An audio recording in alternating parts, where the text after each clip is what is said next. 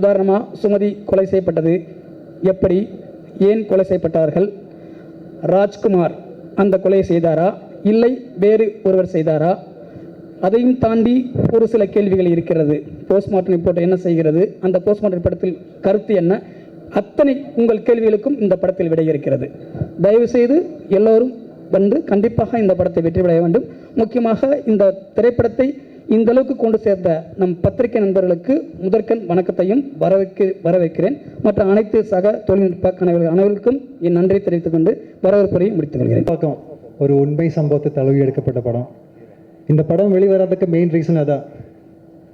இந்த படத்தை மக்களிடத்தில் கொண்டு போய் சேர்க்கறதுக்குள்ள நேராகவும் மறைமுகமாகவும் ஏகப்பட்ட பிரச்சனை. ஆனால் இப்போ எல்லாத்தையும் தாண்டி நாங்கள் வந்திருக்கோம். ஓடிடி பிளாட்ஃபார்மில் இந்த படம் ரிலீஸ் பண்ண போகிறோம். நீங்கள் எல்லோரும் பார்க்கணும். நீங்கள் எல்லோரும் இந்த படத்தை சப்போர்ட் பண்ணிட்டு தான் இருக்கேன். இப்போது நாங்கள் எதுக்கு இந்த படத்தை ஃபைட் பண்ணி வெளில கொண்டு வரணும்னா அதுக்கு ஒரு ரீசன் இருக்குது. ஏன்னா நம்ம இந்த சமுதாயத்தில் இருக்கிறவங்க கண்டிப்பாக இந்த மாதிரி படங்கள் வெளியே கொண்டு வந்து உண்மையை கொண்டு வரணும். உண்மை கண்டிப்பாக எப்போவும் ஜெயிக்கும். எல்லாருக்கும் வணக்கம். இது ரொம்ப ஆனஸ்டான ஒரு அட்டெம்ப்ட், சோஷியல் அவேர்னஸ் க்ரியேட் பண்ணுற ஃபிலிம். ஸோ ப்ளீஸ் எங்கள் ஃபில்மை சப்போர்ட் பண்ணுங்கள் என் பாருங்கள். Thank you so much. 7 மாதம் கழித்து அவங்களெல்லாம் பார்க்கல மிக்க மகிழ்ச்சி. அந்த வாய்ப்பை ஏற்படுத்திய நுங்கம்பாக்கம் குழுவுக்கும் இயக்குனருக்கும் என்னுடைய வாழ்த்துக்களும் நன்றியும். நான் அடிக்கடி சில படங்கள் எப்போ வரும்னு சொல்லி எதிர்பார்த்துட்டு இருப்போம். அதுபோல் இந்த படத்துடைய பிரச்சனைகள் எப்போ முடியும், எப்போ வரும்னு அடிக்கடி இயக்குனர்கிட்ட கேட்டுக்கிட்டு இருக்கிறது உண்டு.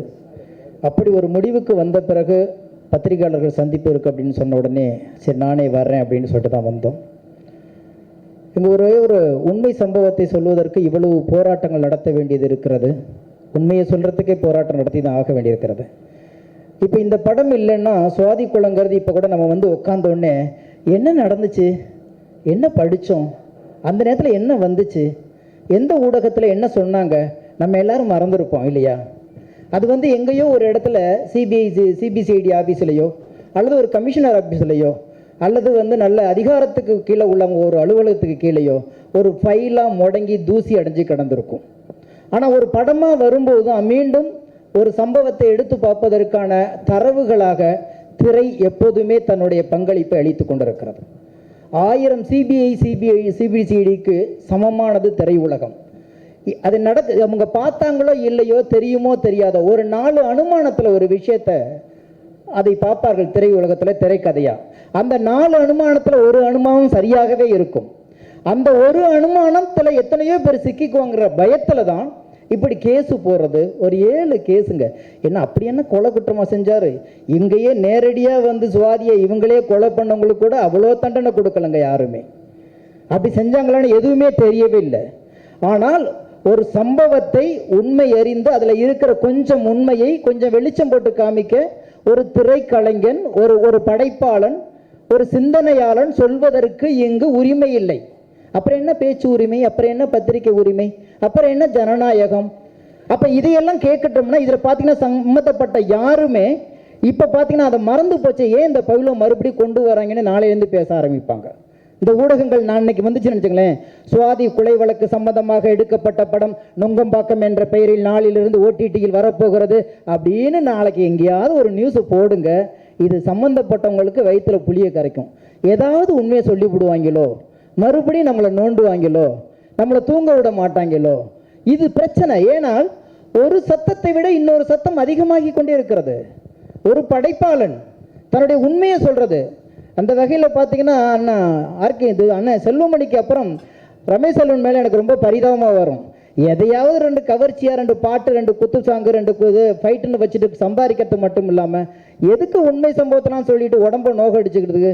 இப்போ யாராவது நீங்கள் போனீங்களே, உங்கள் பின்னாடி யாராச்சும் ஒரு 10 திரையுலகத்தில் யாராவது வந்திருப்பாங்கன்றீங்க? ஒரு பயம் வந்திருக்க மாட்டான். ஆனால் ஜெயிச்சிங்கன்னா எல்லாரும் நின்று கை தட்டுவான். இவனை மாதிரி ஆள் உண்டான்னு சொல்லி பேசுவான். பிரச்சனை வரும்போது ஒருத்தனுமே வரமாட்டாங்க. அப்படி இருந்தும் தான் எடுத்த காரியத்தில், தான் எடுத்த முனைப்பில், தான் எடுத்த பயணத்தை கடைசி வரைக்கும் முடிக்க வேண்டுங்கிற அந்த நோக்கம் இருக்கு. நேர்மையான ஒரு நோக்கம் இருக்கு இல்லையா, நேர்மையான ஒரு கோபம் இருக்கு இல்லையா, அந்த கோபம்தான் இத்தனை போராட்டங்களையும் கடந்து இன்றைக்கு உங்கள் முன்பு ஒப்படைக்கப்பட்டிருக்கிறது நண்பர்களே. எனவே இப்படி ஒரு போராட்டத்துக்கு பிறகுதான் இங்கே உண்மை வெளிச்சத்துக்கு வரும் என்பதை நீங்கள் வெளிச்சம் போட்டு காட்ட வேண்டிய ஒரு தருணத்தில் இருக்கிறீர்கள். தயவு செய்து உங்களை தயவு கூர்ந்து கேட்பதெல்லாம், ஒரு படைப்பாளன் படைப்பை கொண்டு வந்து மக்களிடம் சேர்ப்பதற்கு இடைப்பட்ட நேரத்தில் எவ்வளவு போராட்டம் இருக்கிறது என்பதை நீங்கள் மக்களுக்கும் அல்ல, சம்பந்தப்பட்டவர்களும் அல்ல, சட்டத்தில் உள்ளவர்களுக்கும் இன்னும் இந்த நம்ம தெரியப்படுத்த வேண்டியிருக்கிறது. அடிக்கடி இப்போ வர நிறைய சம்பவங்கள்ல எங்கேயோ ஒரு ஓரத்தில், நீதிமன்றங்களின் ஓரத்தில் எங்கேயோ உயிரோடு இருக்கிறது நீதி என்ற ஒற்றை சிந்தனையில் தான் நம்ம வாழ்ந்து கொண்டிருக்கிறோம். நிச்சயமா அந்த நீதிமன்றங்கள் மட்டும், இது மட்டும் இல்லை, சமீபத்தில் வந்த ஒரு சில வழக்குகளையும் கூட நம்ம நீதிமன்றத்தை பாராட்டியாக வேண்டியிருக்கிறது. அப்படி இந்த நீதிமன்றத்தில் ஒரு ஓரத்தில் எங்கேயோ உண்மையும் ஈரமும் இதயமும் இருந்ததுனால தான் நுங்கம்பாக்கம் இன்னைக்கு மேடை ஏறி இருக்கிறது. இல்லைன்னா அது ஏறி இருக்காது. எனவேதான் பத்திரிகையாளர்களாகிய உங்களுக்கும் ஒரு ஓரத்தில் இதயமும் ஈரமும் இருக்குமானால் தயவு செய்து ஒரு போராளியின் போராட்டத்தை கொண்டு போய் மக்களிடம் சேருங்கள். நீங்கள் கொண்டு போய் சேர்க்கிற அந்த வெளிச்சம்தான் நாளைக்கு நேராக இந்த ஓடிடியில் போய் அந்த மக்களை பார்க்க தோன்றும். எதையோ பார்த்தோமே, ஒரு 49 ரூபா கொடுத்து இந்த படத்தை பார்த்து தான் பார்ப்போம், இதுக்கு எப்படி 2 வருஷம் ஒருத்தனுக்கு அலைக்கழிச்சிருக்காங்களங்கிற எண்ணத்தை ஏற்படுத்துறது உங்களுடைய எழுத்துக்களும் உங்களுடைய சிந்தனையும் தான் என்பதை கூறி, தயவு செய்து இது மாதிரி உண்மை சம்பவங்களுக்கு நீங்களும் உண்மையாக கூட இருந்தால்தான் நல்ல படைப்பாளர்களும் நேர்மையான படைப்பும் வெளிவரும். அந்த வகையில் போராடுபவன் இறைவனின் பிள்ளை, போராடுபவன் தோற்பதே இல்லை. எனவே இந்த படம் வெல்லும், இந்த படைப்பாளிகள் வெல்லுவார்கள் என்று கூறி விடைபெறுகிறேன். நன்றி, வணக்கம். நிகழ்ச்சியில் நான் சொல்லியிருக்கேன், நம்ம ரமேஷ் செல்வன் பல தோல்விகளை சந்தித்தாலும் இன்று வெற்றி அடைந்திருக்கிறார். மேலும் இவருக்கு வெற்றிகள் நிறைய கிடைக்கும் என்று இந்த மேடையில் வாழ்த்துக்களை கூறி விடைபெறுகிறேன். அவர்களும் மற்றும் தொலைக்காட்சி சமூக ஊடகங்கள் அனைவருக்கும் மிக நன்றி. இத்திரைப்படம் வெளியே வருகின்றது என்றால் அதற்கு முக்கிய காரணம் நீங்கள் தான். நான் பேசுவதற்கு சில நிமிடங்களுக்கு முன்பு சிலருக்கு நன்றிகள் கூற வேண்டியிருக்கிறது. முதலில் இந்த ஸ்டேஜில் நான் நின்று கொண்டிருக்கிறேன் என்றால் இன்று வரை என்னுடைய ஃபிலாசபர், காட்ஃபாதர் எல்லாமே மிஸ்டர் ஜெய்சந்த் ஜெயின். அவர்கள் ஒரு செகண்ட் ஸ்டேஜுக்கு கூப்பிட்றேன் ப்ளீஸ். ஸ்நேகன் சார். அனைவருக்கும் வணக்கம். இந்த நிகழ்ச்சியிலே ஒரு நகை முரண் இருக்கிறது. இந்த சமுதாயத்தின் முகமூடியை கிழிக்கப் போகும் ஒரு திரைப்பட விழாவிற்கு நாம் எல்லோரும் முகமூடி அணிந்து வந்து கொண்டிருக்கிறோம். சில படத்தில் டைட்டில் பிரச்சனையாக இருக்கும், சில படத்தில் கதை பிரச்சனையாக இருக்கும், சில படத்தில் ஷூட்டிங் பிரச்சனையாக இருக்கும், சில படத்தில் ரிலீஸ் பண்ணுறது பிரச்சனையாக இருக்கும். ஆனால் டைட்டிலில் தொடங்கி ரிலீஸ் வரைக்கும் நிறைய பிரச்சனைகளை சந்திச்சு இந்த படம் கண்டிப்பாக இந்த படம் ரிலீஸ் ஆன பிறகு எல்லா பிரச்சனைகளும் தானாக மறைஞ்சிருந்தது என்னோட நம்பிக்கை. ஒரு நதி எல்லா தடைகளையும் கடந்து போகும்போது தான் அது ஒரு மகா நதியாக மாறுகிறது. அது மாதிரி பல தடைகளை கடந்த இந்த படைப்பு ஒரு மாபெரும் படைப்பாக வரும். என்னோட பேர் மனோ. நான் இந்த படத்தில் ராம்குமார் கேரக்டர் பண்ணியிருக்கேன். ஸ்வாதி கொலை வழக்கு இப்போ நுங்கம்பாக்கமாக மாறி இருக்கு. இந்த படம் பார்த்திங்கன்னா உண்மையான கேஸே, பல மிஸ்ட்ரி, பல கான்ஸ்பிரசி, இது எல்லாமே நிறைந்த ஒரு படம். உண்மையான கதையும் அதுதான். பட் இந்த படத்தில் இந்த கான்ஸ்பிரசி, மிஸ்ட்ரி இதெல்லாம் மீறி நாங்கள் என்ன சொல்ல, ஒரு மெசேஜ் என்ன சொல்ல வரோன்னா, இன்றைக்கி இண்டஸ்ட்ரியில் நானும் ஃபிலிம் இண்டஸ்ட்ரி சம்மந்தப்பட்டவன் தான். பட் ஃபிலிம்ஸை நான் தப்பாக சொல்கிறேன்னு நினைக்காதீங்க. ஃபிலிம் இண்டஸ்ட்ரி ஸ்டாக்கிங்லாம் பயங்கரமாக ப்ரொமோட் பண்ணியிருந்தாங்க. இதுக்கு முன்னாடி ஜென்ரேஷனில் பார்த்தீங்கன்னா ஸ்டாக்கிங்ன்றது ரொம்ப கேஷுவலான விஷயமா இருக்கும். ஹீரோயினை ஸ்டாக் பண்ணுவார். அதில் அவர் அது ஒரு பாசிட்டிவாக அது ஒரு லைட்டில் காமிச்சிட்டு இருந்தாங்க. பட் அது தப்பு. அதை சொல்கிற படம் தான் நுங்கம்பாக்கம். அதாவது நீங்கள் யார் மேலே வேணாலும் ஆசைப்படலாம். அதுக்கு காஸ்ட்டு முக்கியம் கிடையாது, காசு முக்கியம் கிடையாது, எதுவுமே முக்கியம் கிடையாது. ஒரு ஆண் ஒரு பெண் மேலே ஆசைப்படுறதுல தப்பே கிடையாது. பட் ஆசைப்படுற அந்த பொண்ணளவுக்கு உங்கள் தகுதியை வளர்த்துக்கிறீங்களா இல்லையா, அதுதான் நுங்கம்பாக்கம் சொல்கிற படம். இன்றைக்கி யங்ஸ்டர்ஸ், பேரண்ட்ஸ் எல்லாரும் கண்டிப்பாக இந்த படம் பார்த்தே ஆகணும். பிகாஸ் அந்த மாதிரி ஒரு மெசேஜ் இருக்குது. கண்டிப்பாக உங்கள் எல்லாருடைய சப்போர்ட் எனக்கும் எங்கள் டீம் எல்லாருக்குமே தேவை.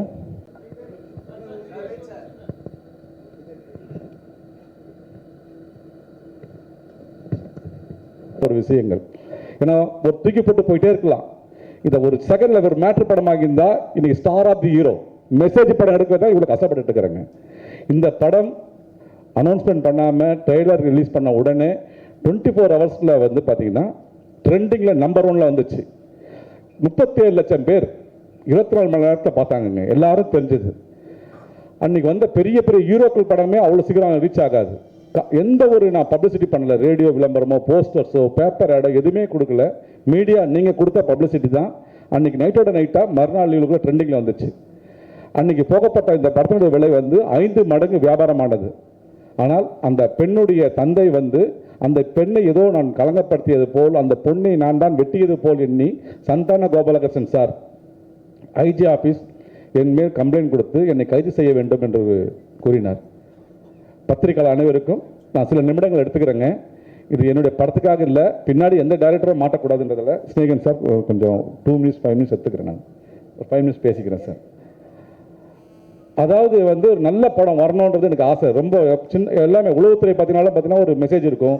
ஜனனம் படத்தில் பார்த்தீங்கன்னா ஒரு எம்ப்ளாய்மெண்ட் ப்ராப்ளம் இருக்கும். கலவரம் படம் பார்த்தீங்கன்னா ஒரு தருமபுரி பஸ் எரிப்பு சம்பவம் இருக்கும். வஜ்ரம் படத்தில் பார்த்தீங்கன்னா எஜுகேஷனல் ட்ரஸ்ட்டை வந்து கை வைக்காதீங்க, அதை ப்ராப்பர்ட்டி ஆக்காதீங்கன்னு நினச்சேன். இந்த படத்தை இருக்கிறது காரணமே பார்த்தீங்கன்னா ஒரு பொண்ணு செத்து கிடக்குது, அதை 3 மணி நேரம் ஒருத்தர் போகிறவங்க வரவங்க கண்டுக்கல. அது ரத்த வெள்ளத்தில் இருந்தது அந்த பொண்ணு.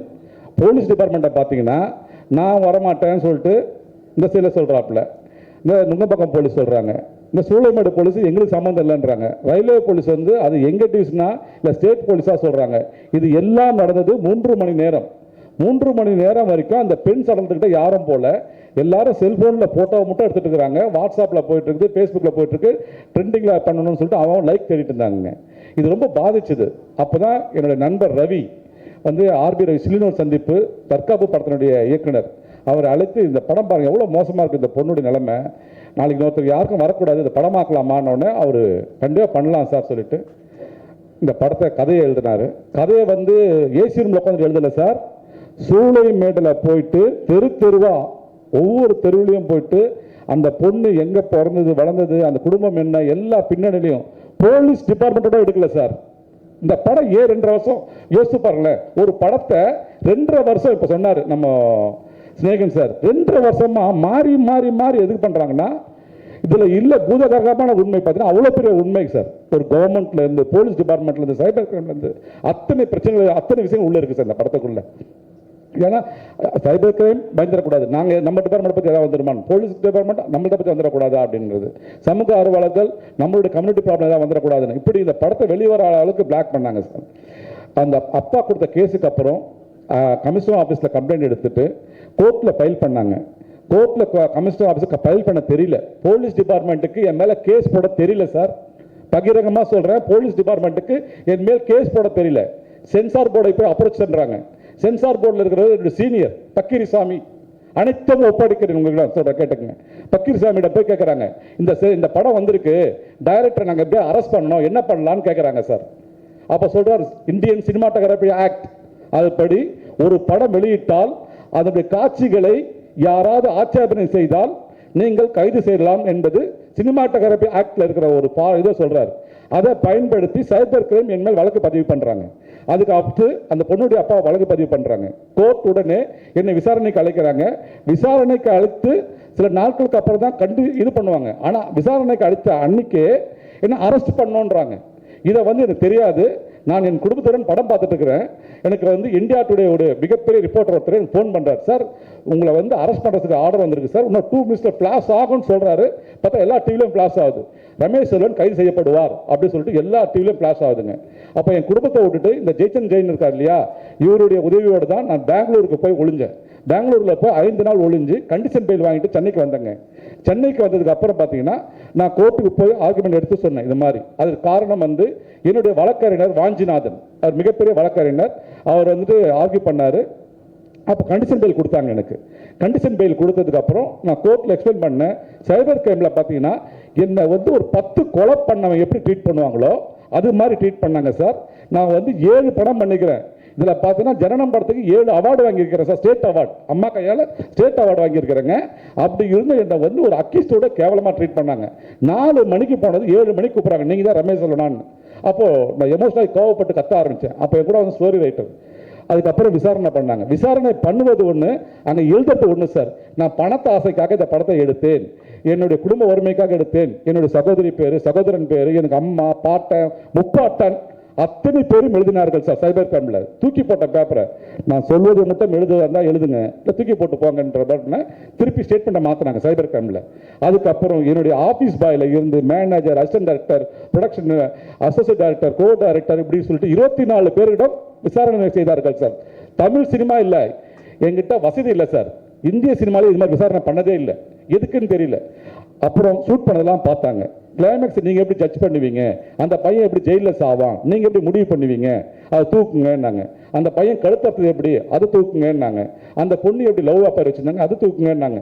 ஒட்டு மொத்தமாக எனக்கு ப்ரெஷர் மேல் ப்ரெஷர் கொடுத்து கொண்டே இருந்தார்கள். கண்டிஷன் பெயில் கேன்சல் ஆகிப்போச்சு. நான் கரெக்டாக 6 மணிக்கு கேன்சல் ஆகுது கண்டிஷன் பெயில். என்னுடைய வாஞ்சிநாதன் அட்வொகேட் சொன்னார், இன்னைக்கு நைட் திருப்பி அரெஸ்ட் பண்ணிடுவாங்க சார்ன்னு. என்ன சார் சொல்கிறீங்கன்னு. அப்பவும் இதே ஜெய்சன் ஜெயின் தான் உதவி செய்தார்.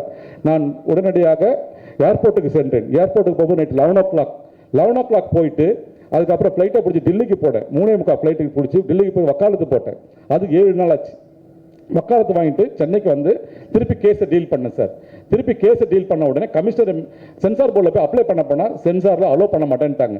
இந்த படத்தை நாங்கள் ஏற்றுக்க மாட்டோம், ஏன்னா போலீஸ் டிபார்ட்மெண்ட் வந்து இந்த படத்தை நீங்கள் ஏற்றுக்கக்கூடாது, ஏன்னா இது வந்து மிகப்பெரிய கான்ட்ரவர்சி உருவாகிட்டு இருக்குது, இதனால் ஜாதி சண்டைகள் வரும், மத பிரச்சனைகள் வரும் இப்படின்னு சொல்லிட்டு ஏகப்பட்ட விஷயத்தை வந்து சைபர் கிரைம் வந்து சென்சார் போர்டில் சொல்லியிருந்தாங்க சார். அதுக்கப்புறம் வந்து நான் கமிஷனரை வந்து பல நோக்கில் இது பண்ணி ஏகே விஸ்வநாத் சாரை மீட் பண்ணேன். அவரிடம் வந்து 45 நிமிடம் விளக்கம் அளித்தேன். நான் சார் எந்த போலீஸ் டிபார்ட்மெண்ட் அசிங்கப்படுத்தலை, உங்கள் கருத்தை நீங்கள் சொல்கிறீங்க, அட்வொகேட் கருத்தை சொல்கிறாங்கன்னு சொல்லிட்டு அவருக்கு எக்ஸ்பிளைன் பண்ணதுக்கப்புறம் additional commissioner, joint commissioner, deputy commissioner, assistant commissioner 5 மாதம் ஆச்சு சார் இவங்களை பார்க்கறதுக்கு. அடிஷனல் கமிஷனர் அப்புறம் டெப்டி கமிஷனர் பர்வேஷ் குமார் என்பவரை வந்து ட்ரிபிள் இதில் பார்க்குறேன். 15 நாள் தினமும் 1 hour நான் அக்யூஸ்ட் மாதிரி கையெழுத்து போட மாதிரி போய் அவர் கதை சொல்லணும். நான் கதை சொல்லி இவ்வளவும் பண்ணி முடிச்சு அவர் திருட்டு பேப்பர் வரதுக்கு 5 மாதம் ஆச்சு. வாங்கிட்டு சென்சாரில் போய் பேப்பரை கொடுத்தேன். சென்சாரில் படம் பார்த்துட்டு, சார் இந்த படத்தை எப்படி சார் கொண்டு வர முடியும், இவ்வளோ இதாக பண்ணிக்கிறீங்களா சார். மேடம் இடுப்பு தெரியல, உடை தெரியல, எதுவுமே தெரியல மேடம் அப்படின்றேன் நான். அப்படின்போது இல்லை சார் பயங்கரமாக இருக்குது சார் படம் பார்க்குறதுக்கு, இது எங்களுக்குள்ளே நாங்கள் பண்ண முடியாது சார். நாங்கள் டெல்லிக்கு போகிறீங்களா சார்ன்றாங்க, ட்ரிபியூனல் கமிட்டிக்கு போகிறீங்களா அப்படின்றாங்க. இல்லை மேடம் என்ன பண்ணணும் சொல்லுங்க. நாங்கள் பேரை மாற்ற முடியுமா சார். நாங்கள் நுங்கம்பாக்கன் பேரை மாற்றினேன் சார். நுங்கம்பாக்கன் பேரை மாற்றினதுக்கு அப்புறம் திருப்பி பார்த்தாங்க. சார் திருப்பி நீங்கள் தயவுசெய்து வந்துட்டு அந்த ராம்குமாரை வந்துட்டு ராஜ்குமாராக மாற்றிக்க, சுவாதியை வந்து சுமதியாக மாற்றிக்கன்னு அட்வைஸ் பண்ணுறாங்க சார். சார் அதையும் மாற்றினேன் நான். அப்புறம் கிளைமேக்ஸ் எது மாற்றினதா எனக்கும் அவங்களுக்கும் ஆர்குமெண்ட் ஆச்சு. அந்த ஆர்குமெண்ட்டை 6 மாதம் நடந்தது சென்சார் போர்டில்.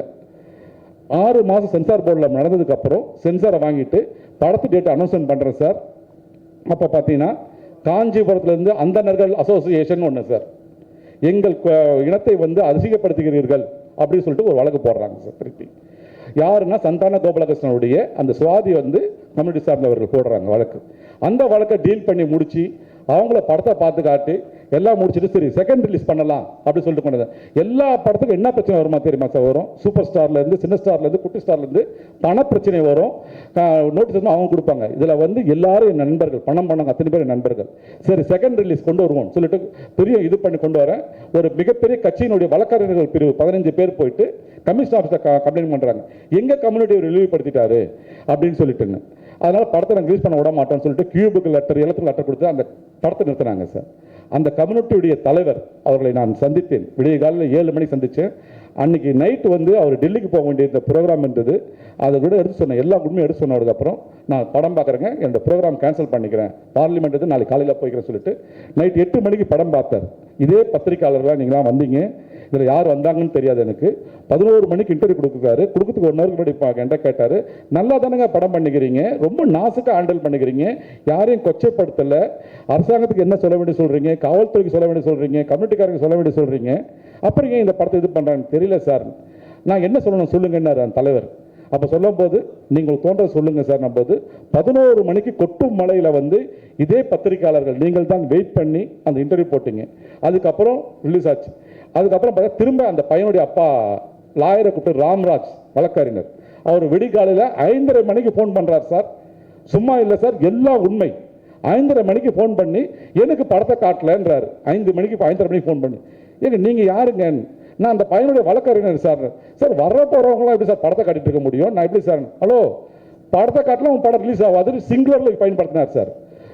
படங்கள்லாம் உங்கள் படம் வராது அப்படின்னாரு. ஏங்க நான் படத்தை காட்ட வேண்டியதெல்லாம் காட்டிட்டேன், உங்களுக்கு எதுக்கு நான் படத்தை காட்டணும், வையா நீ அப்படின்டாப்ல நாகரிகம் இல்லாமல். அதுக்கடுத்து மறுநாள் என் பேரில் கேஸு, தமிழ்நாடு அரசாங்கத்து மேலே கேஸு, சென்ட்ரல் போர்டு மேலே கேஸு, சென்சார் போர்டு கேஸுன்னு சொல்லிட்டு மொத்தம் 7 பேர் மேலே அவர் கேஸ் பதிவு பண்ணார். அந்த கேஸ் வந்து மிக நாட்கள் போய் கொண்டிருந்தது. கடைசியாக வந்து ஹைகோர்ட்டில் வந்து அது விசாரணை இது பண்ணும்போது சென்சார் போர்டு ஆணைப்படத்தை ஏன் இவ்வளோ நாள் இழுக்கிறீங்கன்னு சொல்லிட்டு ஹைகோர்ட் ஒட்டுமொத்த கேஸையும் தள்ளுபடி பண்ணிச்சு. சரி, தள்ளுபடி பண்ணிடுச்சு, இந்த பெரிய படம் ஏப்ரல் 7ஆம் தேதி வருது, நம்ம வந்துட்டு மேல நடுவில் கேப்பில் வந்துட்டா கூடி வந்துடலாம்னு சொல்லிட்டு எதிர்பார்க்க போனால் கொரோனாவே வந்துச்சு சார். டோட்டலாகவே படத்தை வெளியே விடாமல் இப்போ இறுதியாக இதை முடிவு பண்ணியிருக்குது பார்த்தீங்கன்னா புதுசான ஒரு ஓடிடி பிளாட்ஃபார்ம் சார். அதாவது சாதாரண ஒரு பாமர மக்களும் போய் பார்க்குற மாதிரி கேபிள் நெட்வொர்க் மூலிமா சார், செட்டப் பாக்ஸ் மூலியமாக இந்த படத்தை வெளியே கொண்டு வரேன் சார். சினிப்ளெக்ஸ் இந்த கம்பெனி மூலியமாக இந்த படத்தை கொண்டு வரேன். தமிழ்நாட்டில் இருக்கிற அத்தனை கேபிள் டிவி, ஸ்மார்ட் டிவியோ, ஆண்ட்ராய்டு டிவியோ, இல்லை ஃபயர் ஸ்டிக்கோ, இன்டர்நெட்டோ எதுவுமே தேவையில்லை சார். சாதாரண டிவி இருந்தால் போதும், செட்டப் பாக்ஸ் இருந்தால் போதும். 77 நம்பரில் பார்த்தோம்னா இந்த படத்தை பற்றி டீட்டெயில்ஸ் கிடைக்கும். வெறும் 49 ரூபா தான். அந்த 49 ரூபாயில் 7 ரூபாய் 80 காசு வந்து ஜிஎஸ்டி போயிடுது சார். மற்றபடி இந்த நெட்வொர்க் இதுக்கெல்லாம் 50% போயிடுது. வெறும் 20 ரூபாய் மட்டும்தான் இந்த படத்துக்கு வருது சார். அதுவாவது வரட்டும், ஆனால் எனக்கு எல்லா மக்களுக்கும் போய் சேரணுன்றது இந்த படத்தை கொண்டு வந்திருக்கிறேன் சார். தயவு செய்து என்னை இத்தனை நாள், அதாவது ஐசியூ வார்டில் இருக்கிறவனுக்கு வந்து டானிக் கொடுக்குற மாதிரி நீங்கள் தான் இது பண்ணி விட்டீங்க. கண்டிப்பாக இந்த படத்தை பார்ப்பதற்கு நீங்கள் தான் மக்களிடம் கொண்டு போய் சேர்க்க வேண்டும். மிகப்பெரிய ஒரு கருத்துள்ள படமாக பண்ணியிருக்கிறேன் சார். ஒரு 18 வயசுக்கு மேலே இருக்கிற பையனையோ பெண்ணையோ பெற்ற பெற்றோர்கள் தன் மகளையோ மகனையோ எப்படி வளர்க்க வேண்டும், வளர்க்க தவறினால் அவர்களுடைய 2 குடும்பமும் நாசமாகும் என்பதை வந்து ஆணித்தரமாக சொல்லியிருக்கிறேன் சார். அதே போல் ஒரு பையன் ஒரு பொண்ணை விரும்பாமல் லவ் பண்ணிட்டானா அவனுடைய வாழ்க்கை மட்டும் இல்லை, அவளுடைய வாழ்க்கை மட்டும் இல்லை, ஏகப்பட்ட சமூகத்தில் அத்தனை பேருடைய வாழ்க்கையை ஸ்பாயில் ஆகுன்றதை தெளிவாக சொல்லியிருக்கிறேன். இந்த படத்தை ட்ரூவாக லவ் பண்ணாலே தவிர மற்றபடி ஒன் சைடாக லவ் பண்ணுறவன் எல்லாருமே திருந்துவான் சார். கண்டிப்பாக சொல்கிறேன், நேர்மையாக பண்ணியிருக்கிறேன். ஒரு கொச்சை காட்சியும் இல்லை, ஒரு வல்கரான வசனமும் இல்லை. ரொம்ப அழகாக பண்ணியிருக்கிறேன். குடும்பத்துடன் பார்க்கலாம் சார். இதை தயவு செய்து மக்களிடம் கொண்டு போய் சேர்க்கும்படி பணிவன்புடன் கேட்டுக்கொள்கின்றேன் சார். சார், அதாவது கேபிள் நெட்வொர்க் ஆப்ரேட்டர் உங்களுக்கு ஹெல்ப் பண்ணுவாங்க. அப்படி இல்லைன்னா அங்கே நம்பர் எல்லாம் வந்துடும் சார். நான் அதை 77 சேனல் ஓப்பன் பண்ண உடனே டோட்டலாக இதை பற்றி எல்லா டீட்டெயில்ஸும் வந்துடும் சார். அந்த டீட்டெயில்ஸை பார்த்த உடனே 49 ரூபா கட்டினா உடனே இது பண்ணிடுறேன் சார். அது மட்டும் இல்லாமல் இதை வந்து ஒரு 5 நாளில் பண்ணுறவங்களுக்கு வந்துட்டு ஏகப்பட்ட கிஃப்ட் இது வச்சுக்கிறேன் சார். ஏன்னா படம் ரிலீஸ் ஆன ஒரு 10 மணி நேரத்துலேயே பைரசி வந்துடுது. அந்த பைரசி வரக்கூடாதுன்றதால நாங்கள் 5 நாளில் ஒரு டார்கெட்டை பிளான் பண்ணி அடையணும்னு நினைக்கிறேன் சார். அதே போல் பணிவான வேண்டுகோள், தமிழ் ராக்கர்ஸ், நான் வந்து ஜாம்பவான் இல்லை, ஏற்கனவே பல கோடி எழுதிட்டேங்க. தமிழ் ராக்கர்ஸ் கண்டிப்பாக உங்களுக்கு வந்து ரீச் ஆகும். அப்புறம் இந்த பைரசி எடுக்கிறவங்க தயவுசெய்து எடுக்காதீங்க. ஏன்னா உங்கள் வீட்டில் இருக்கிறவங்களை வந்து நீங்கள் என்ன நினச்சிக்கங்க, நான் சூசைடு தான் பண்ணிக்கணும், ஓகேவா? தயவுசெய்து பைரசி எடுக்காதீங்க. நல்லா பண்ணிக்கிறேன் படத்தை. நீங்கள் எடுத்துட்டீங்க செதஞ்சு போய்டும். ஆக்சுவலாக தயவுசெய்து பைரசி எடுக்காதீங்க. தமிழ் ராக்கர்ஸ் பெரியவங்களோட மோதிக்குங்க. நான் தாங்க மாட்டேன். 2.5 வருடம் வாழ்ந்தது காரணமே என்னுடைய நண்பர்கள் எல்லாம் சேர்த்து என்னை வாழ வச்சுட்டாங்க. அதுக்கு மேலே என்ன இது பண்ணுறதுக்கு இல்லை. நீங்கள் தயவு செய்து பைரசி எடுக்காமல் இது பண்ணுங்க ப்ளீஸ். சொல்லுங்கள் சார், வேறு ஏதாவது?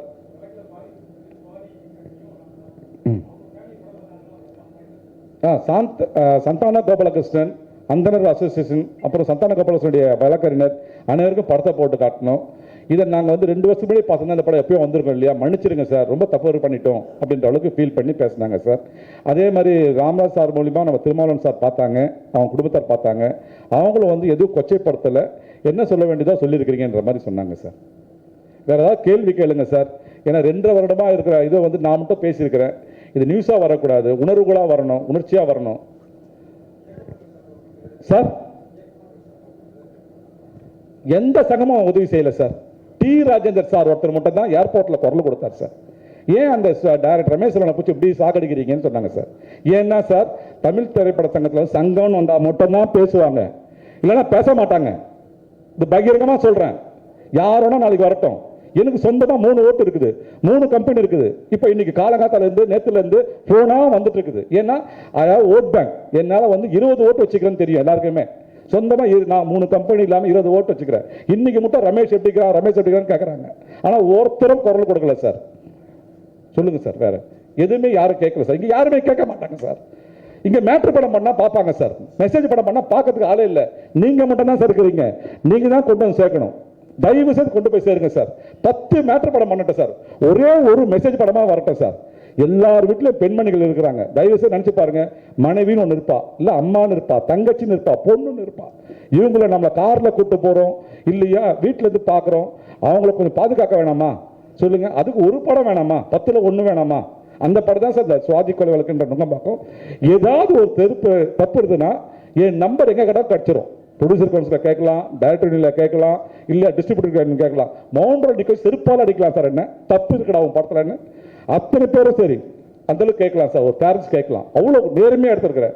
வசனங்கள் ஒன்றுமே இரட்டை அர்த்தமே இருக்காது, அவ்வளோ சுத்தமாக எடுத்துக்கிறேன் சார். அந்த போராட்டத்தை தான் கொண்டு சேர்க்குறேன் சார். இதை நிறுத்திருந்தீங்கன்னா எனக்கு உண்மையாகவே பல கோடி லாபம் சார். இது ரிலீஸ் ஆகிறதால எனக்கு குறைந்தது 1.5 கோடி நஷ்டமாகும் சார். இந்த படத்தை ரிலீஸ் பண்ணுறதால 1.5 கோடி நஷ்டமாகும். இந்த படத்தை நான் நிறுத்திருந்தேன்னா நான் 5 கோடி லாபம் சம்பாதிச்சிருப்பேன். சத்தியமாக 5 கோடி லாபம் சம்பாதிச்சிருப்பேன். பேர் இன்னும் வேற மாதிரிலாம் சொல்லியிருப்பேன். இதை கொண்டு வந்து சேர்ப்போம் பார்ப்போமேன்றதால கொண்டு வந்து சேர்த்துக்கிறேன் சார். சார் பேசிட்டு வந்துடுறேன் சார். படத்தை பேசுறீங்களா இல்லை ரியல் லைஃப்?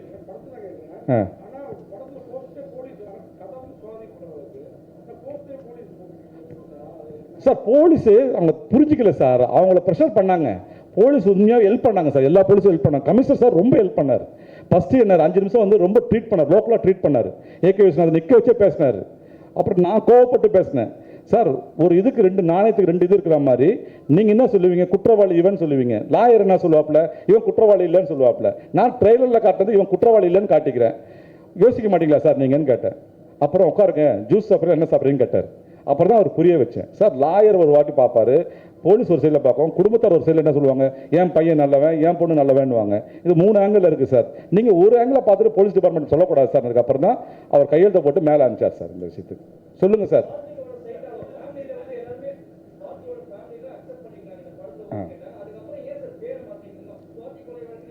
இல்லை அவர் பிகினிங்கில் பண்ணிட்டா சார், அரெஸ்ட் பண்ணி போட்டுருவாங்க சார். எங்கள் வீடு அனாமத்தா ஆகிடும் சார். ரெடியாக இருக்கிறாங்க கைது பண்ணுறதுக்கு. ஏன்னா தினம் ஒரு இது மாதிரி ஆகிட்டாங்க போலீஸ் என்னை பார்க்கறதுக்கு. அப்போ வந்து கவுன்சிலேருந்து ஃபோன் மேலே ஃபோன் அனுப்பிச்சு தயவுசெய்து கைது பண்ணாதீங்க, அவர் 7 படம் பண்ணிட்டாரு, கைது பண்ணால் இண்டஸ்ட்ரியில் அசிஸ்டன்ட்லேருந்து எல்லாரும் கொஞ்சம் இது பண்ணுவாங்கன்னு சொன்னதுக்கப்புறம் கைது பண்ணாமல் நம்மளை கொல்ல வரோம் சொல்லுவாங்க தெரியுங்களா சார். ரோட்டில் சைரன் சவுண்ட் கடலில் வீட்டில் தூங்க முடியல சார். அந்தளவுக்கு பயமான சூழ்நிலை உருவாக்குனாங்க சார். அதாவது மறைமுகமான திட்டம் ஒன்று இருக்கும் தெரியுங்களா, நேரடியாக கைது பண்ணாமல் டிவியில் வந்து போடுறது, ஃப்ளாஷ் நியூஸ் போடுறது பார்த்தீங்கன்னா இயக்குனர் கைது செய்யப்படுவாரா, பேப்பரில் பார்த்தீங்கன்னா இவர் கைது செய்யப்படுவார் என்று நினைக்கிறோம் அப்படி போடுவாங்க சார். அப்படி போடும்போது பயம் இல்லாமல் இருக்க முடியாது இல்லைங்களா? சொல்லுங்கள் சார்.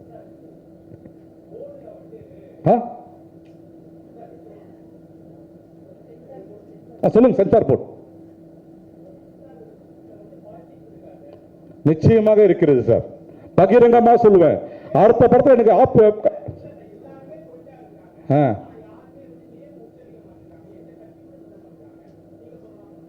என்ன கட்சி சொல்லல சார்?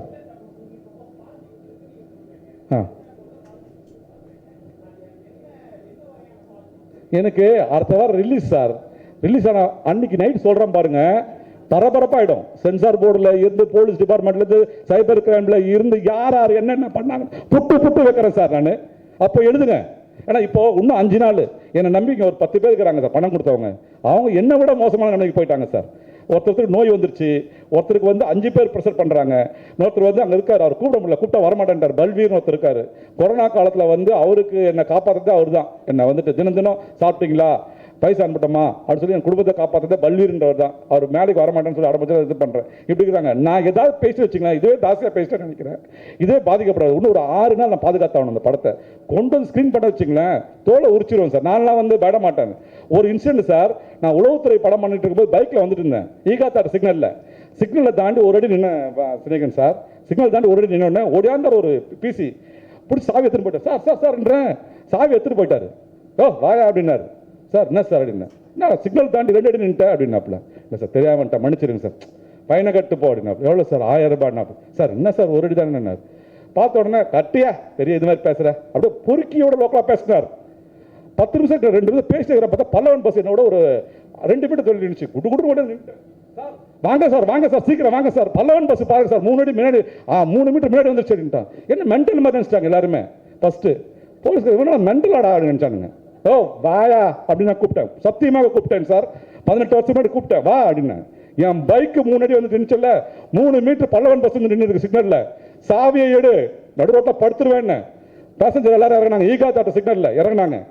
இறங்கி என்னப்பா அப்படின்னாங்க. சார் விடுங்க சார், நான் டிரைவர் இல்லை, பேசுங்க பிறந்துருவேங்க பேசுறீங்கன்னா. என் பைக் சாவி எடுத்த மாதிரி பஸ் சாவி டிராஃபிக் ஆக்கணும் சார் 20 நிமிஷம். அப்புறம் அந்த எஸ்ஐலேருந்து எல்லாரும் என்கிட்ட மன்னிப்பு கேட்டதுக்கு அப்புறம் தான் நான் கிளம்பினேன். எனக்கு வந்து சில உணர்வுகள் ஒரு 80% நேர்மையாக உணர்வுகள் இருக்குது சார். 10% தான் சார் சுயநலம். அதனால என் குடும்பம்லாம் கஷ்டப்படுது. எனக்கு பணம் கொடுத்தவங்க அத்தனை பேர் கஷ்டப்படுறாங்க சார். சொல்லுங்கள் சார்.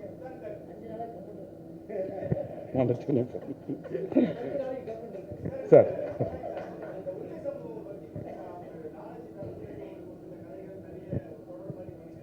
ஆ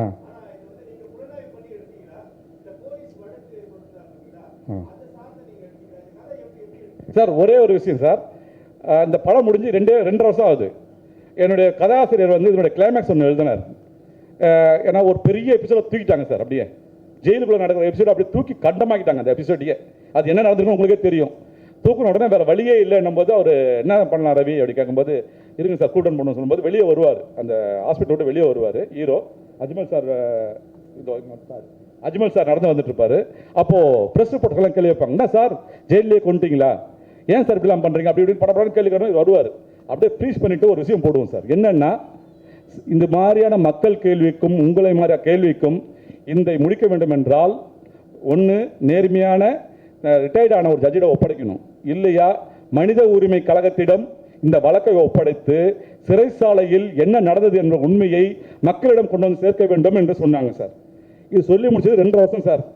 என் படம் போன வாரம் ஒரு ஸ்னேகன் சார் சொன்ன மாதிரி ஒரு 15 நாளைக்கு முன்னாடி ஒரு நியூஸ் ஒன்று ஃப்ளாஷ் ஆச்சு சார். படம் வருகிறது அப்படின்னு சொன்ன உடனே 3ஆவது நாள் கட் பண்ணாமல் சார், மனித உரிமை கழகம் இந்த கேண்டை நோட்டி அடிக்கிறது அப்படின்னு சொல்லிட்டு பேப்பரில், தந்தி பேப்பரில், இந்து பேப்பரில், எல்லா பேப்பர்லையும் வருது சார்.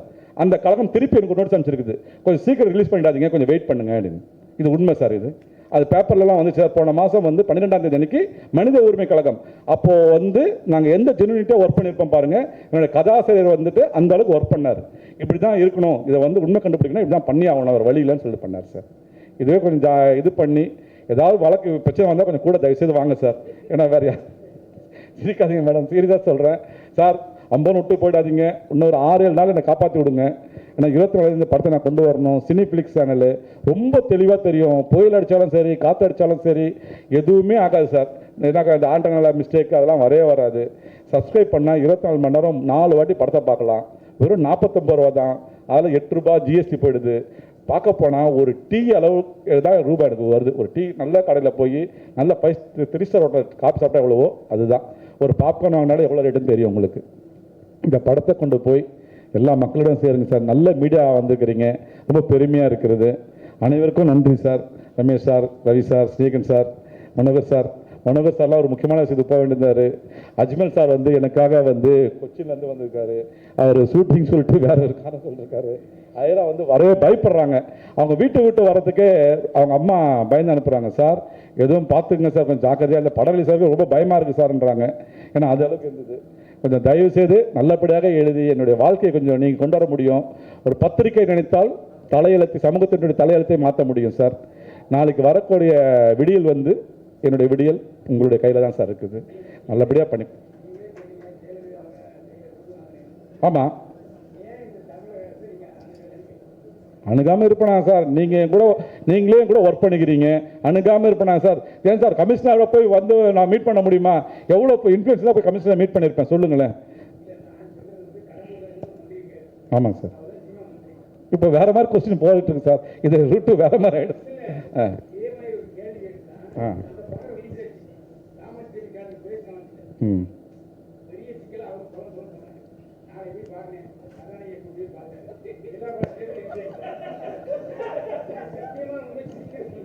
இல்லை சார், இப்போ எல்லாமே கிளியரன்ஸாக இருக்குது சார். சார் பைலவான் சார், நீங்கள் என் கூட ஒர்க் பண்ணிக்கிறீங்கன்னு நினைக்கிறேன். நான் தயவுசெய்து நான் வந்து சினிமாவுக்கு நேற்று ஏதோ பொழுதுபோக்காக வந்து இந்த மொபைலில் கேமரா எடுக்கிற ஆள் இல்லை. முறைப்படி ஷாட்டு, கேமரா, சீக்வன்ஸு எல்லாம் படித்து எதுக்குடா கிரேனில் சாட்டை எல்லாம் படிச்சுட்டு வந்தவன். இந்த வாழைப்பழம்லாம் நான் காட்ட மாட்டேன், ஒழுங்காக நேர்மையாக எடுக்கிறவன் நான். புரியுதுங்களா? படத்தை தயவு செய்து